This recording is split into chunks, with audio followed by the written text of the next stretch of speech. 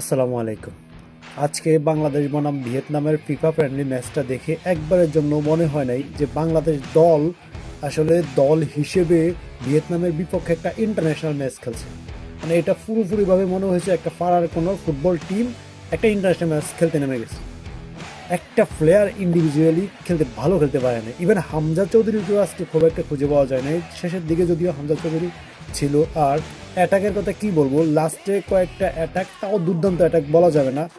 ওই সমিত সুমার একটু দূর থেকে একটা অ্যাটাক ছিল, আর মোসালিন তো উপর দিয়ে মারা দিচ্ছে। এরকম কয়েকটা অ্যাটাক ছাড়া আসলে মানে অ্যাটাক তো ছিলই না, ডিফেন্স করার ক্যাপাবিলিটিও ছিল না। আবার কোচ হাবিয়ার কাবরেরা সম্পর্কে একটু বলি। আপনার টিমে স্পিডি যে ছেলেটা সবচেয়ে বেশি দৌড়াতে পারে, পুরো মাঠে দৌড়াতে খেলতে পারে, রাকিব হোসেন যেহেতু নেই, আপনি মোরসালেনকে কেন শুরু রেখাদেশে রাখলেন না?